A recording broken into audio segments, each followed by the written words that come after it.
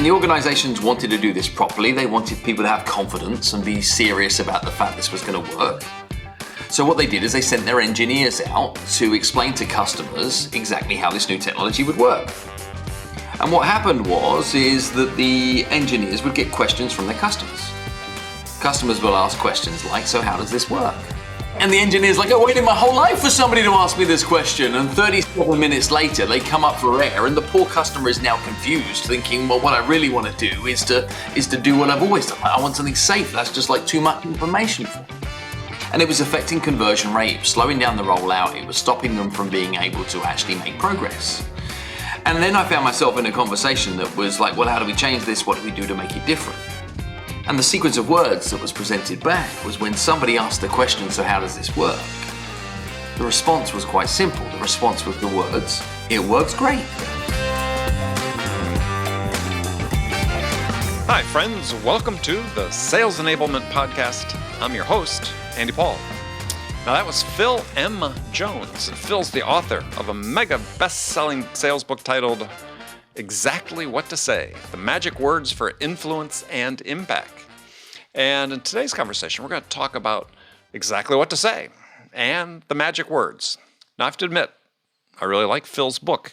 He provides incredibly simple but effective takeaways about simple phrases that any seller can incorporate into their day-to-day selling that will open the doors to in-depth conversations with buyers, that will help you understand and effectively answer objections, that thoughtfully challenge a buyer's perspective, and much, much more.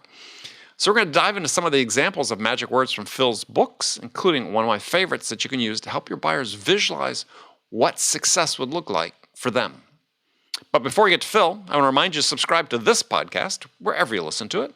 And if you subscribe, we'd certainly appreciate it if you could also give us your feedback about how we're doing in the form of a review. So thank you. All right, let's jump into it.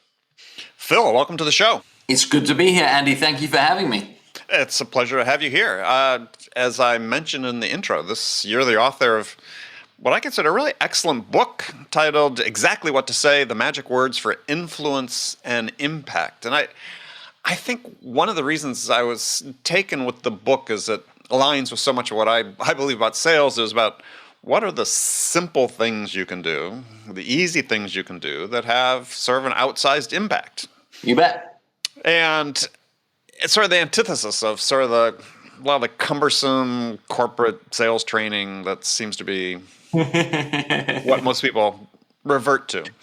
Right. Yeah. So what was the inspiration to write the book?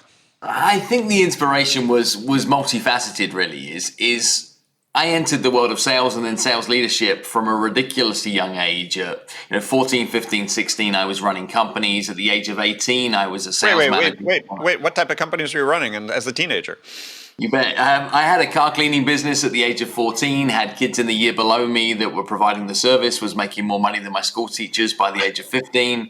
That ventured into a number of other things. But I hit senior leadership positions in retail sales at a very early age because I wanted to get that corporate understanding. I wanted to understand big business principles, etc. But the trouble is, when you're in those early leadership positions, is you face a lot of prejudice. You face a lot of pushback of people that have been doing what they do for a long time and being like, who are you to teach me? Yeah, well, I had that in my first sales management job, yeah. You're right. So I was always curious around what does it really take to be successful? And we all know that hard work and vigor and product knowledge and knowing enough about your customers and research and all these things are really important, but what gives people the edge? So I learned a lot from studying people who were better at stuff than I did. And then I followed that same belief all the way through my career. And then I've worked in like 800 different industries. And I started to see this recurring pattern time and time again. The difference between those that did good and those that did great is the ones that were doing great always knew that their words mattered. They knew that the worst time to think about the thing they were going to say is in the moment they were saying it. They didn't focus on being scripted or following somebody else's script. What they did is they built conversational tracks. They built triggers. They built little frameworks that would help them in the recurring scenarios they could find day in, day out. And then I started to see patterns in that. So I'd always been like really, really fascinated about word choices. And what then happened is the writing of the book was almost an accident. So first things first is in the variety of my trainings from me starting my sales training business, I'd always sprinkle in what I would call some magic words. People liked it. It was like the 3% of the big training program, but it was always the takeaway. It was the thing people would talk about in the bar afterwards. Absolutely. And it's the thing people would ping me a note on like 6 months afterwards on a LinkedIn message. And they're like, hey, I've been using that and it works. I thought, it's cool. And then what happened is I found myself in a mastermind program with some other speaker friends of mine. And they said to me about how hard it was to write a book.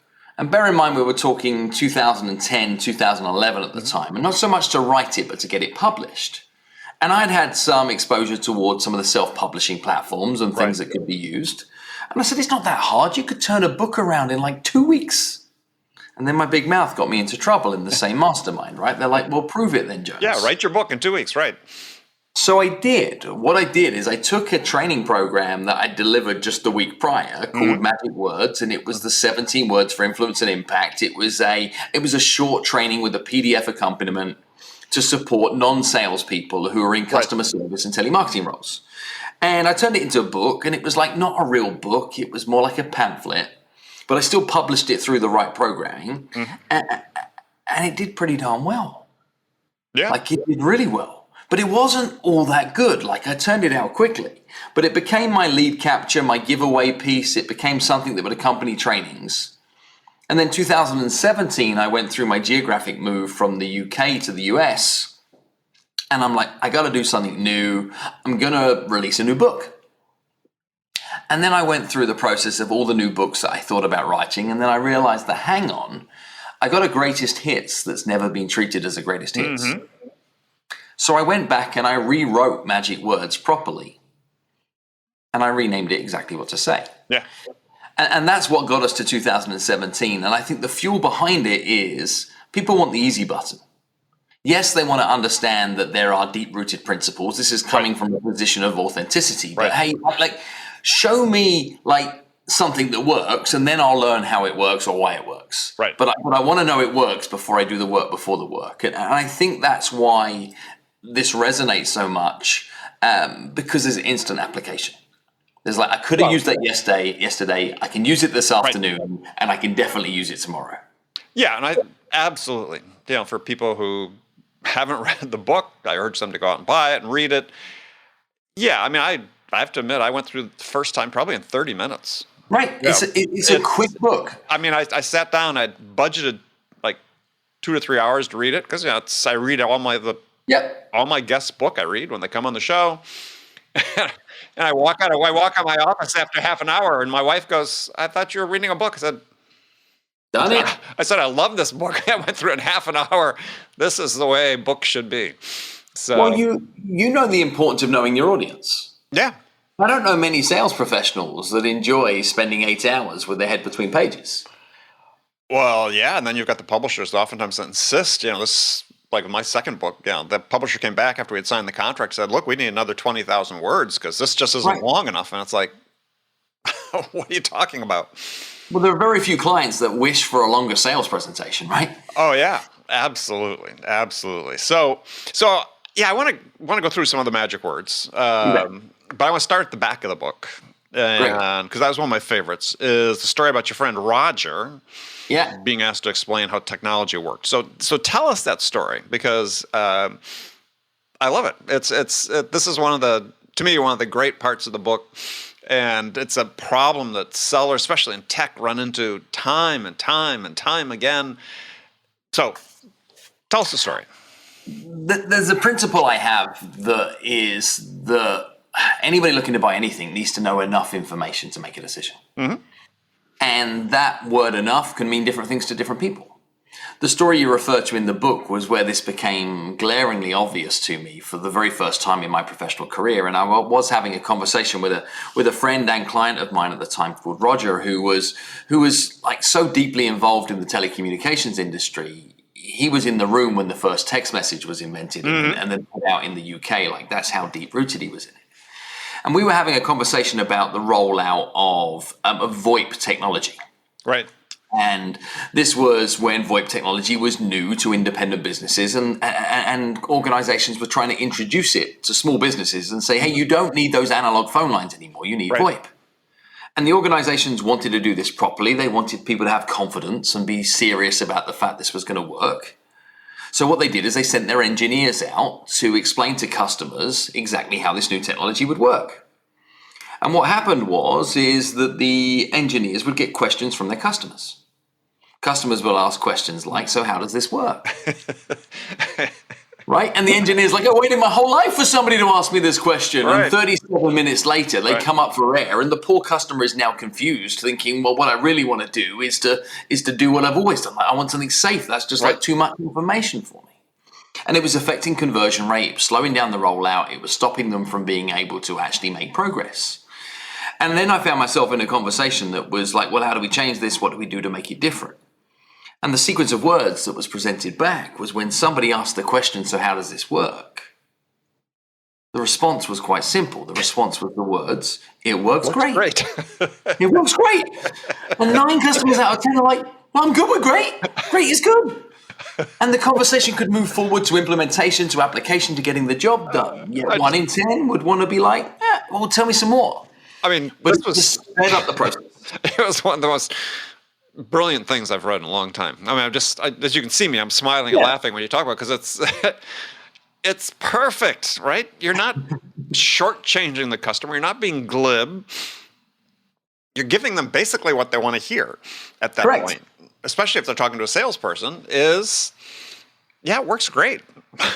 And I think I've used that in the past, but maybe I was stuck for an explanation, but it's genius in my mind. I just think that if sellers would think about that, instead of being this fall back to the temptation to think, okay, well, I've got my product knowledge, and maybe if it's technical product, I sort of understand. Let me sort of try to work through this instead of trying to BS their way through it. It says, we got. And confusion creates chaos in the decision-making process, right? Is if somebody doesn't have a full level of confidence in the outcome they're going to get from the decision they're going to make, then they remain paralyzed to make that decision. Right. And I think what many salespeople and sales professionals forget is their role is to be the guide, is to lead somebody through the decision-making process. Mm-hmm. And many confuse that with trying to explain to the other person how much they know about their thing. Right. Yeah. Which isn't what anybody consulted their advice for in the first place. It was help me with my problem. Right. Not explain what you know about that thing. Right. And it's too easy to confuse people. Yeah, that one. So there's an example, magic words, very simple. And I think for what the customer is looking for at that point in time, that's exactly what they want. It's basically comfort and permission to, well, let's keep the conversation going at this point. And there's a layer behind that for anybody listening in right now. There's like, but like my people, right? My people would want to know more. And I know that's true. But what happens next after you say it works great? For the people who want to know more, they ask a better question. Right.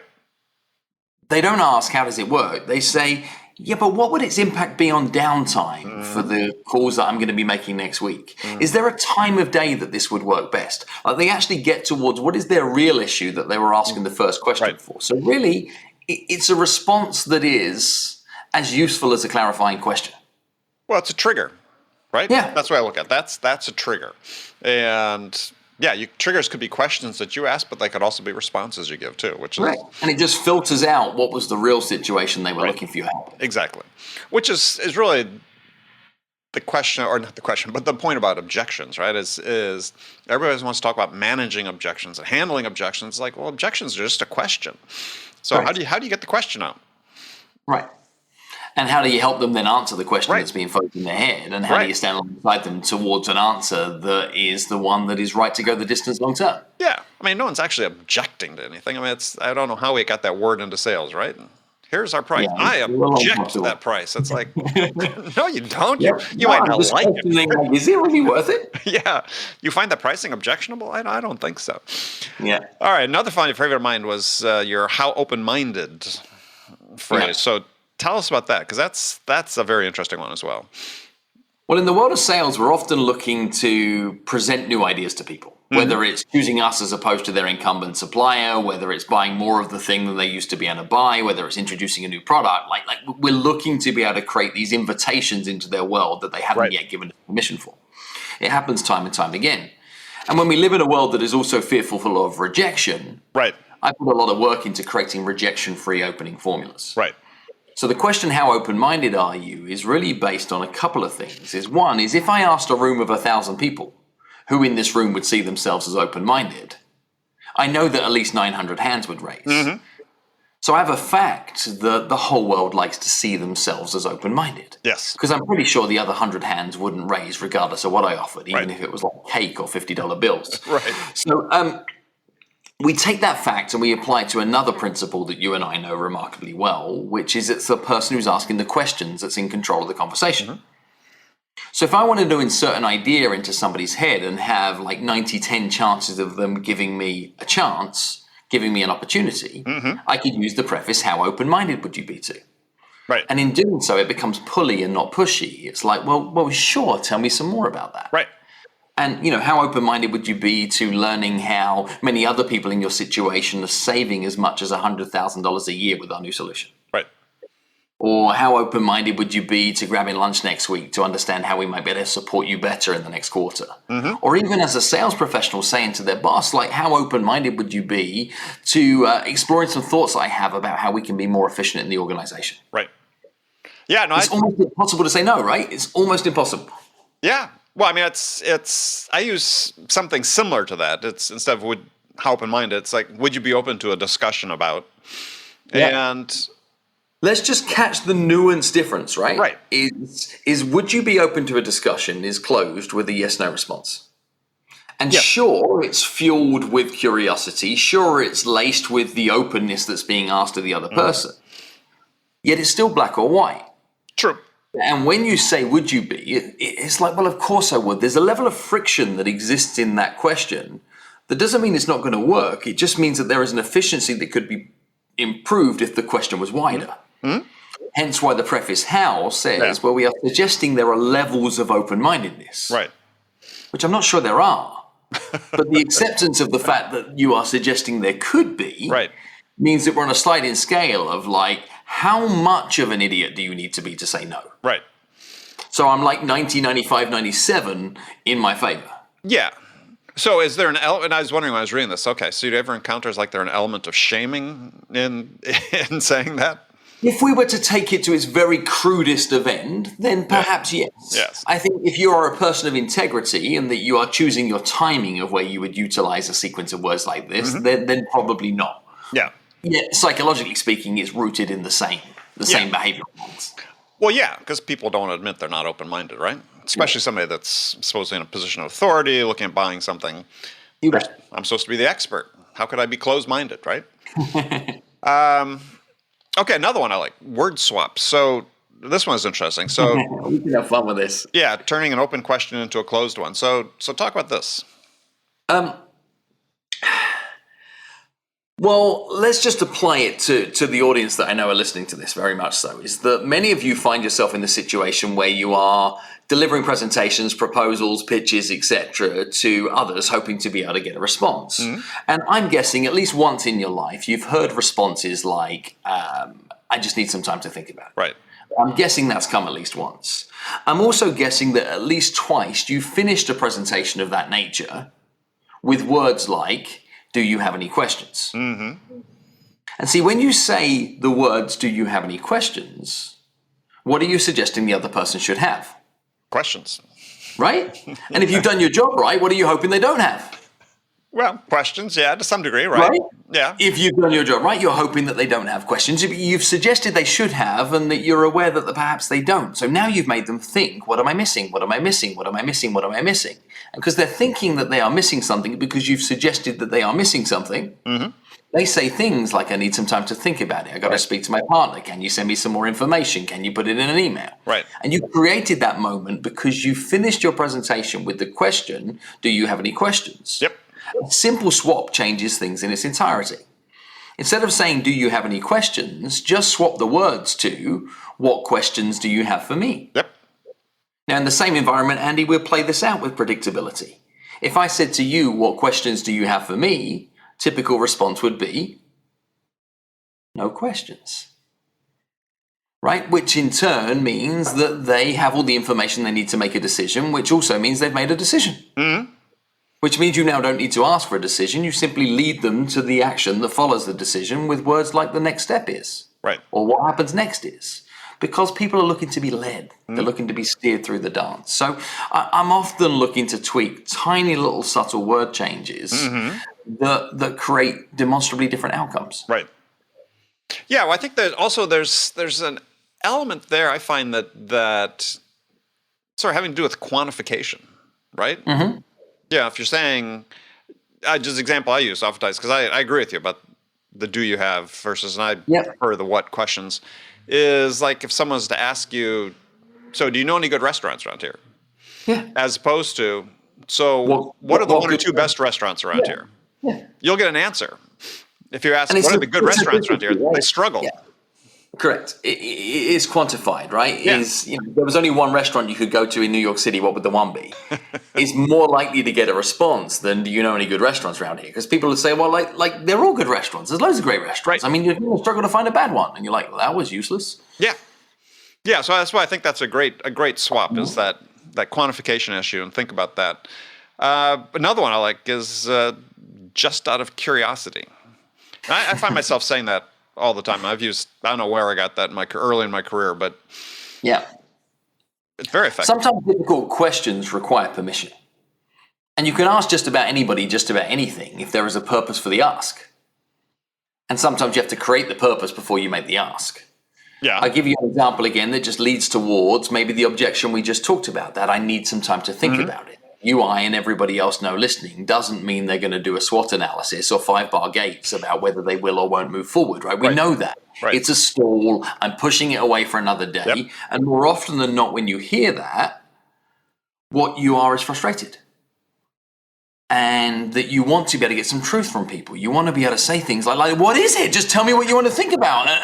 We don't say that because that's rude. Right.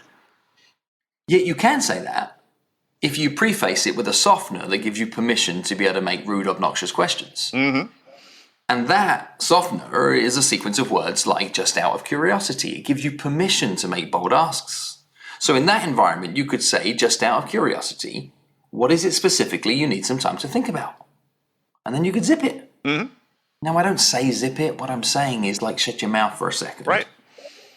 Or we could turn it up a little further, right? We could say, just out of curiosity, what is it that would need to happen for you to make a decision over something like this? Right. And now we create these awkward pauses that they allow the other person to fill it with truth, that you can then navigate your next move based on that truth. Sometimes you find things like, well, when we started this inquiry, we were given a budget for redevelopment, and I found out yesterday we got nothing. Mm-hmm. I found out it's gone. So I'm really sorry to have wasted your time. And you're back into a position that you could craft the next move in a comfortable way. Mm-hmm. But sometimes you find out, you ask big, brave questions like that, and they say, you know what, you're right. There isn't really any more to think about. Let's just do this. Mm-hmm. Well, yeah, in either direction, right? I mean, to the one example, we lost budget. It's hey, I'll be back in a few months. We'll talk again, right? Right. And now you could have that transparent good information to have. Yeah. Instead of you thinking it was you, or they don't like your product, or they don't like your offer, it's you get to the truth of just not right now, and here's why. And now it's same side again. Yeah. Well, and I think the thing that's important for people to keep in mind when you hear these things is, this is not manipulative. This is just asking people the right questions in the right way. And I find it hilarious, Andy, right? I have some 1-star reviews about my book, right? We've sold almost 1 million copies. Mm-hmm. We've got, every contrast of different levels of perception as to whether this was genius or whether it's the worst thing ever. And one thing I've learned from reading the 1-star reviews is it tells me a lot about the mindset of the individual. And it makes me think about the difference between persuasion and manipulation. It makes me think about that real hard. Mm. And I think I've understood what the difference is. The difference between persuasion or influence and manipulation is merely integrity. Now, some of the tools to get to either one of those directions could be the same tools, Sure. but what you use them for depends on who you are as an individual. Right. I've studied enough about your work to know that you care about the consequences of every sale that happens. To the point that the promise that was made at the point of the transaction should be something that goes on to deliver to at least what was promised, perhaps even more than. That's how relationships are built, and that's where future business comes from. So if you're going to use tools like this to win the short game and to try and put a fast buck in your pocket, then that is manipulative. If you're going to use tools like this to help people to make smart decisions that go on to be able to be mutually beneficial for both, then those people end up saying thank you for it in the long run. And that's the group of people I'm talking to, or assuming that I'm always talking to. Yeah. Well, I mean, so I think one of the primary roles of a seller is to be able to help the buyer understand the problem they're trying to solve. You bet. And I think, I think persuasion and influence, the way it's practiced in sales, are two opposite camps. And so I separate. I could see where you're going with that too. Yep. So for me, it's what you're trying to do is you're trying to influence the choices and the trade-offs that the buyers make that help them arrive at a decision. Whereas if you're sort of persuasion-based, you assume there's only one outcome, which is to buy your product. And you just focus on that. And that's sort of like that's like a blunt hammer, right? And so I think we're on the same page on that. Yeah, and so I agree. And so I think these magic words, these phrases and so on, possibly could be used for manipulative purposes. But they're really there. They're just out of curiosity. Would you be open-minded? Are you open to learning more about what it is you're trying to accomplish? They're also tools to keep you in the conversation. Yeah. Tools to keep the conversation going. Right. One thing I found fascinating about the world of sales is this desire that people want to keep running everything towards the close. Like the close is this finite finish line that happens once and then the fanfare comes. Whereas my approach is like, how do you stay in the never-ending story? How do you make this never finish? And if it's a no not right now, and you know why, and you know where your next move might be, and when that next move might be able to play out, or you understand how that relationship might influence some other future beneficial outcome. And if it's somebody who says yes, and that piece of business gets agreed, like where are the next checkpoints? Where can this be developed towards? Like it is a never-ending story. Yet so many corporations want it to be a race to a finish line. And the trouble with that race to the finish line is then the experience stops. The relationship stops. And sometimes the employee is now moved on to their next thing in this world too. Increasingly. I mean, certainly in SaaS sales, I mean, we've gone into very specialized sales roles, which, there's now, after sort of doing this for 15 years, people are now coming back around saying, well, is this really the right way to do it? Because to your point exactly is we create these friction points. So for handing off from an SDR to an AE. Yeah. And then once you actually close the deal, I consider, one of the most important sales calls that ever happens is the first call you make on the client after you sign the deal. Yep. But that first call, and oftentimes now is, that's a handoff to an account manager, a customer success manager. That's another friction point.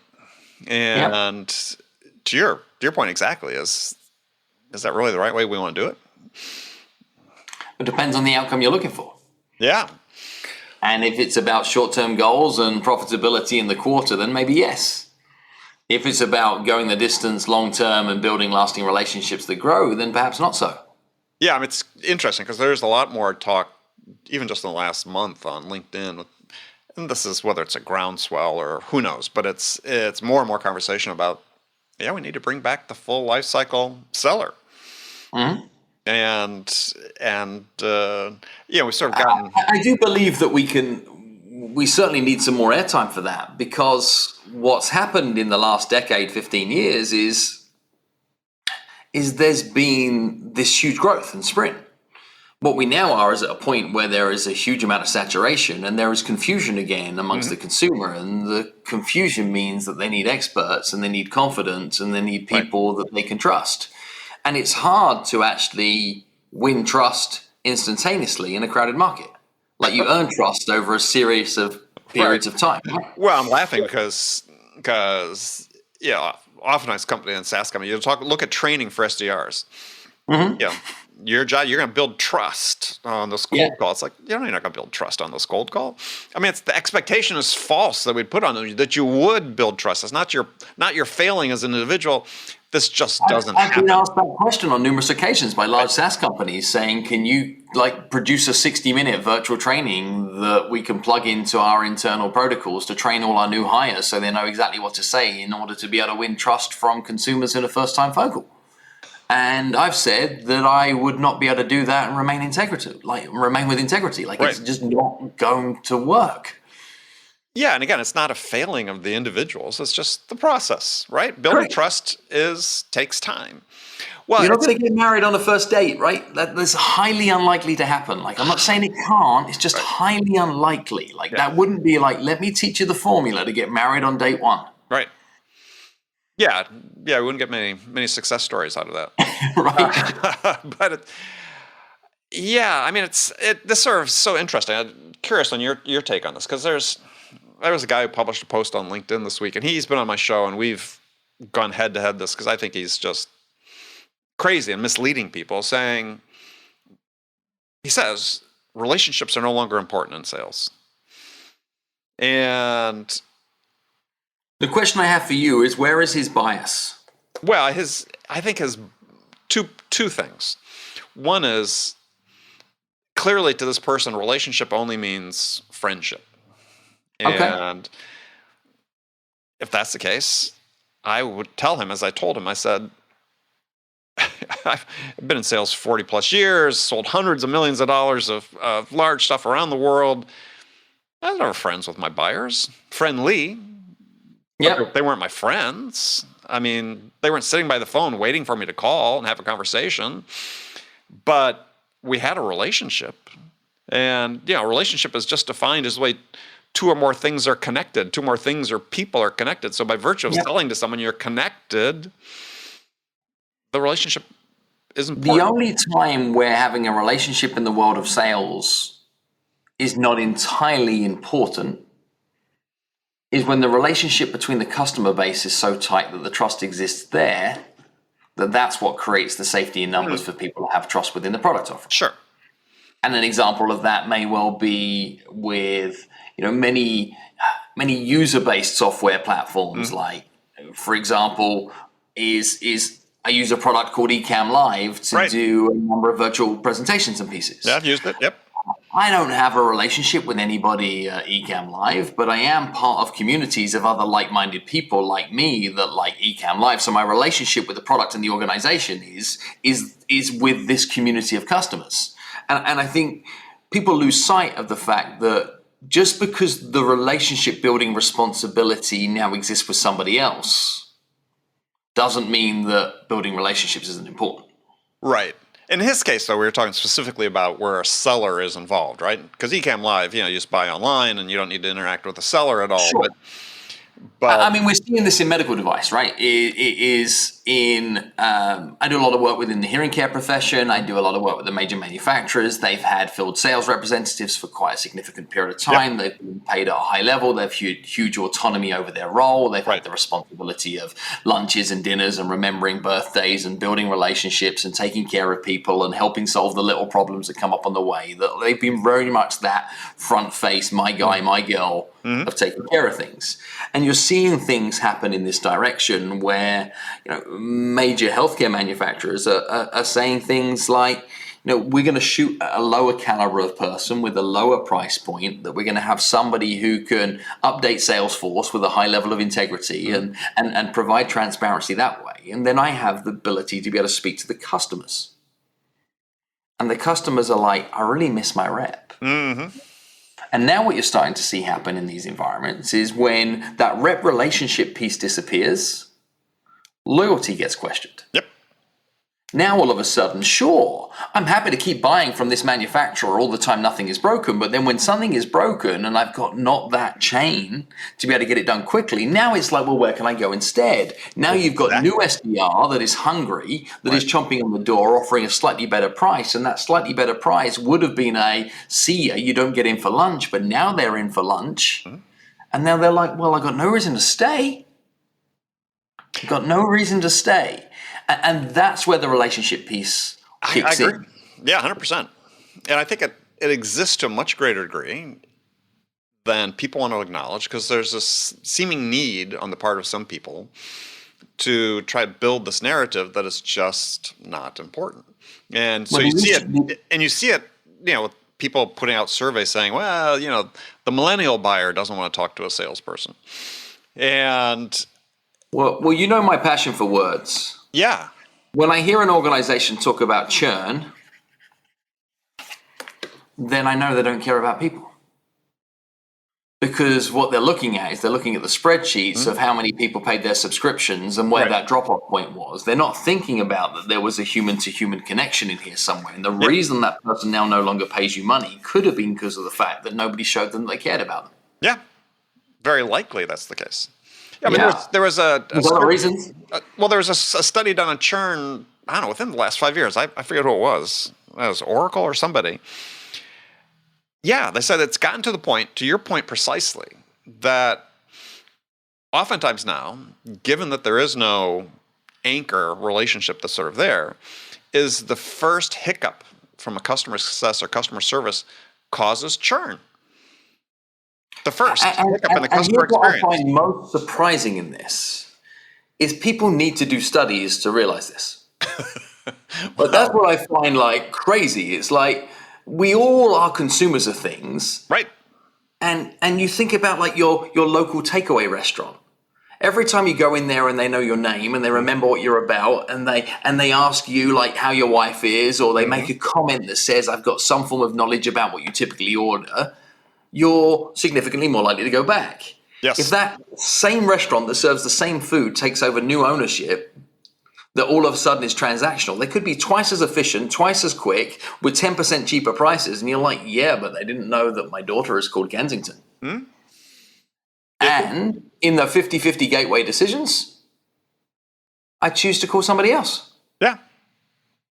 I mean, this is, this is the part that sort of, and this gets back, let's talk about words, right? So I caused a stir. I put a post out last year on LinkedIn that I think is one of the most engagement I ever got on a post, which was, the title was, I'm not your pal. Right? And so when sellers call me, email me, whatever, and call me pal or buddy, I said it's a disqualifier.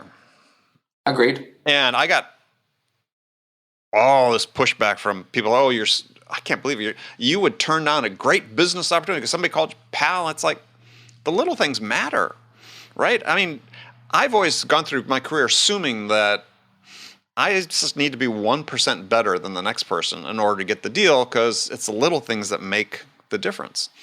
And here's an instance that I was giving where words make a huge difference. And it's just a 1% difference. So why wouldn't you pay attention to the words? We see it everywhere. And a dictionary definition of what selling is, in my mind, is earning the right to make a recommendation. That's what selling is to me. I'm not saying that's the definition. I'm saying that's my definition. And this earning the right piece is something that too few people are aware of in every area. So you cannot send an email to somebody saying, hey, buddy, hey, pal, if they're not your buddy and they're not your pal. Well, it shows you don't care. Well, they have to give you the ability to be able to use those colloquialisms. Right. And it's not saying that you cannot use them. It's that you cannot use them without permission, without acceptance that level of friendliness has been created. And it can exist, right? It is I have relationships with clients that I've worked with for 12 years, and I can send a text message and be like, hey, bud, I could really do with a favor on blank. And that is fine. Never send it in an email, though, which is interesting. And I think one of the greatest things that you can do as a sales professional in 2021 and on is build text-based relationships with your customer base. If you have a relationship that is strong enough that you can text each other in a world as noisy as what is happening right now, you've got a strong enough relationship to retain. If you haven't got close enough to text, then you're disposable. Interesting. And I think, I've been asked to do lots of trainings around selling virtually. Right. which people confuse to selling via Zoom, which is a crazy thought in my head, is that the like this medium of being able to communicate over video sure is important. It isn't what many people are choosing as their preference. It's something that is often required through necessity or efficiency. Right. And it isn't selling through Zoom. It's selling without the ability to be able to get on a plane, train, or automobile and show up and be in person, which actually opens up hundreds of means of communication that we should have been given consideration to in the first place. Well, which also, quite frankly, is the way most selling's been done. I mean, this is my pushback about the virtuals is I tell people, I said, well, let's see. I had asked the question, so when did virtual selling start? And people sort of think about, well, Zoom was like, 10 years ago. And I said, no, when Alexander Graham Bell invented the telephone is when virtual selling started. Well, correct, but, or fax email existed, or, you had the ability to put a note through somebody's door to be able to create an opportunity, or what when you send somebody else with a message to carry it by a pigeon. I don't know, like this being able to influence from a distance has always been important. Is something that is always an important piece. Yes. And what I find fascinating about how the world has changed right now is all that's really happened is your pool of prospects has got wider because geographically you're not constrained by the same constraints that you once were, where the only customers you could serve are the ones you could reach by foot. Right. And it actually means that building relationships is different. It means that is multifaceted. Mm-hmm. It's also easier to do if you think about it. And then you put your effort into the work before the work. You talk about the importance of showing that you care. Mm-hmm. Instead of sending the email that says, hey, pal, why don't you just take a moment and learn something about the person that you're about to outreach towards? Shocking. Like crazy, right? Yeah. And then show up and ask some questions about the thing that you found out. Don't try to impress them with your stalking. Well, have some interest and curiosity about what you found out from the stalking. Sure. But, this is all part and parcel of what this other guy was talking about, which was, well, no one wants small talk. And it's like, okay, well, the science is pretty conclusive that small talk Nobody does want small talk. Nobody does want small talk unless the small talk is about them. Exactly. That's exactly right. I mean, John Steinbeck, a famous American author, there's this quote that I use all the time, which says, the only story someone is interested in hearing is a story about them. Yep. My friend Clint Pulver's just written a beautiful book called I Love It Here, and it's about employee retention. Mm. And it's about why people go on to be able to proclaim things like when asked about what they think about their place of work, they say things like, I love it here. Right. And there's a point, I interviewed him recently, and he said what every employee is thinking when there are interviews or when they're in a review or they're being asked to increase their performance is let me know about the part when it gets to be about me. Mm-hmm. And every customer's the same, and every human being on the planet is the same. It's like, hang on, I'm the center of my universe. Mm-hmm. So make it about me. And it doesn't mean that building rapport is small talk. It means building rapport is having enough empathy about what's important to the other person to then be able to show up in their world. It's like for me, building rapport is understanding that please don't phone me without permission. Mm-hmm. Because chances are I'm doing something else, therefore chances are you interrupted me, and then all of a sudden we're on the back foot to start with. If you know me well enough to text me before you call, we're probably going to have a better phone call for both of us. And that would be an example of somebody having a good enough relationship, that if somebody knew they could text me, we'd be more likely to do business together than somebody cold calling me 20 times. It doesn't mean I didn't want a conversation on the phone. Mm-hmm. It meant I didn't want an unannounced conversation on the phone. I love that perspective. That's really good.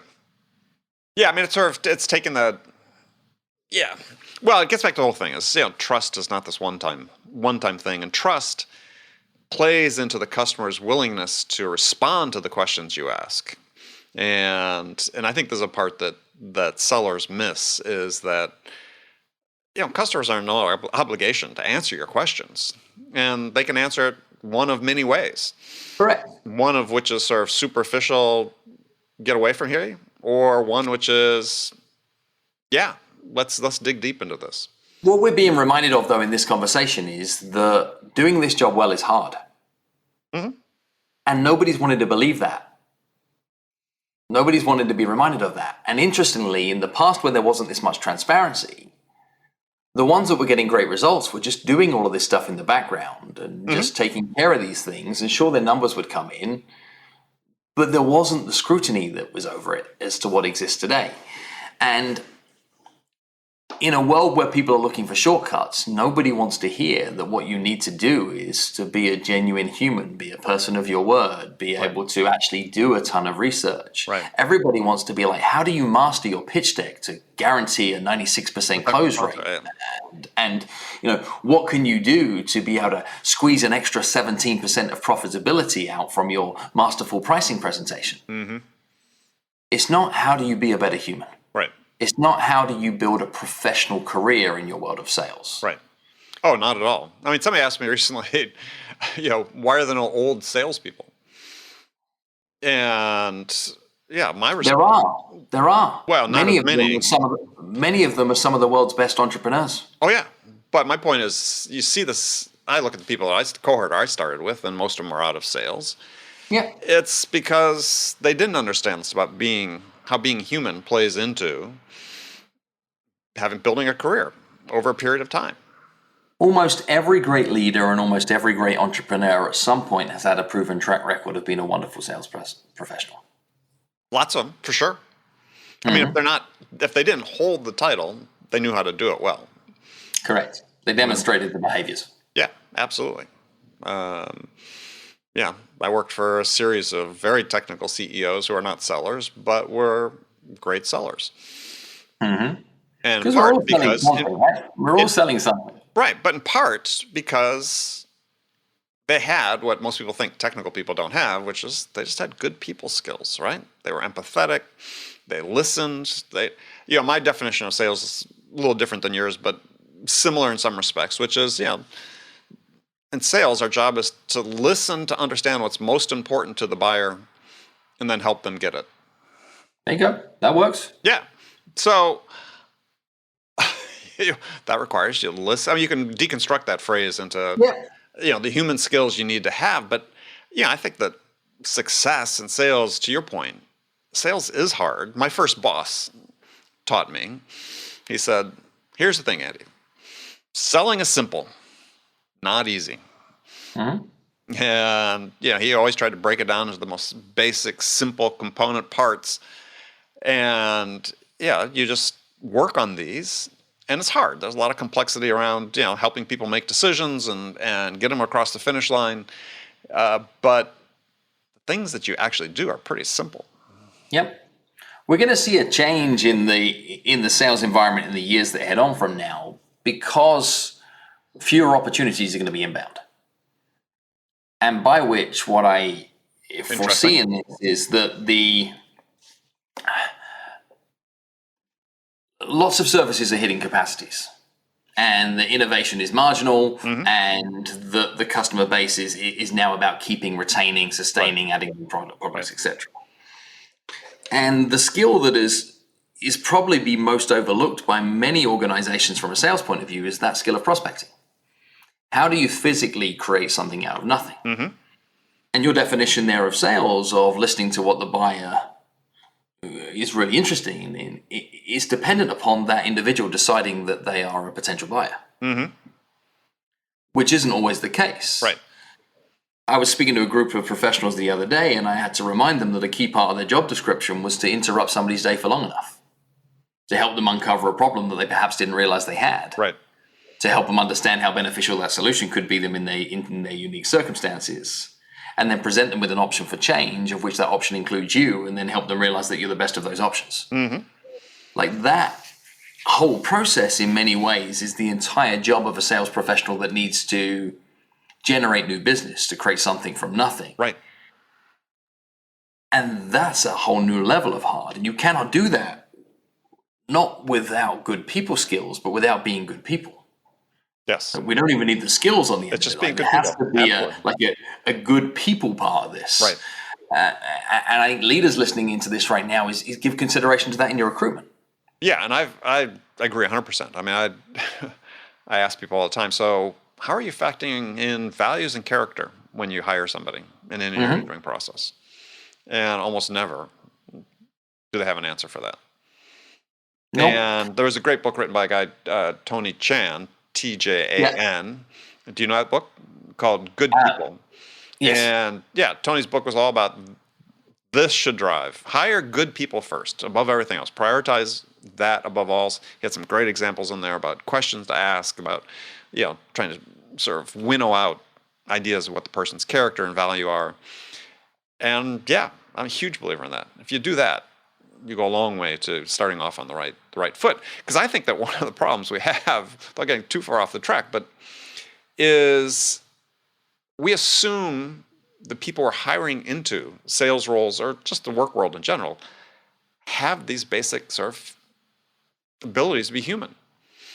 And I think that what we should be doing, like when we onboard new salespeople, is let's spend a while first to train the person, and then we'll train the seller.